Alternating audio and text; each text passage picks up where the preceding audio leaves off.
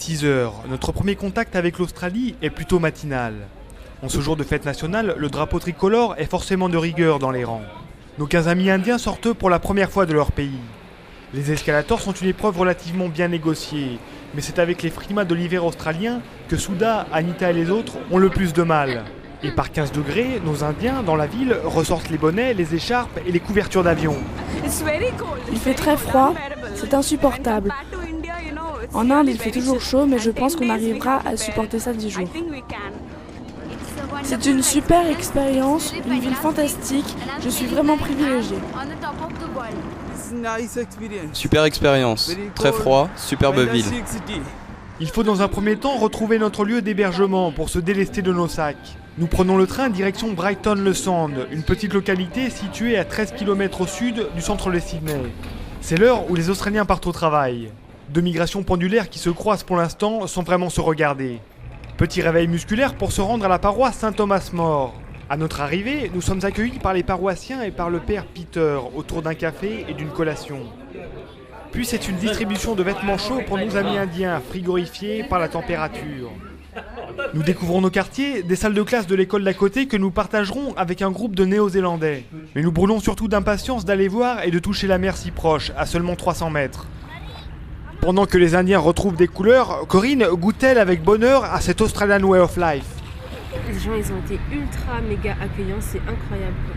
On a besoin de... D'ailleurs, ils nous l'ont dit, si on a besoin de quoi que ce soit, ils sont là. Enfin, moi, je trouve ça quand même incroyable parce qu'il y a plein d'a priori sur le fait que, soi-disant, les Français ils sont mal aimés du peuple australien. Là, on en a vu une partie et super bonne impression.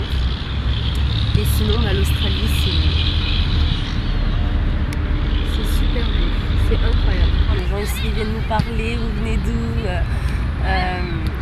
Non, c'était cool, franchement, c'était cool. Moi, j'adore ça. Mais pas de premier jour réussi sans un passage obligé, l'Opéra de Sydney. Nous nous mettons en ordre de marche. Nous avons aussi besoin de prendre le pouls, de voir si le cœur de la ville bat déjà pour les JMJ. Et nous ne sommes pas déçus.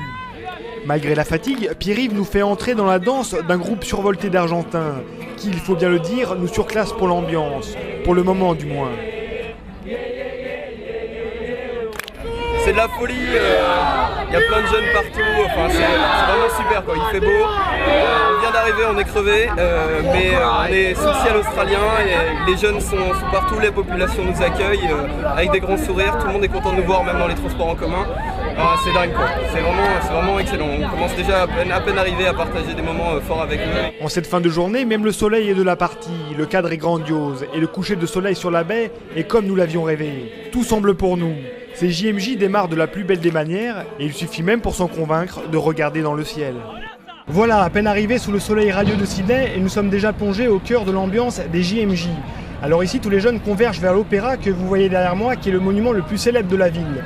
Pour notre groupe, il n'y avait pas vraiment de programme prévu cet après-midi et chacun a pu découvrir et prendre ses marques avec la ville. Demain, nous commencerons le programme officiel, mais pour nous, les JMJ 2008, c'est vraiment parti.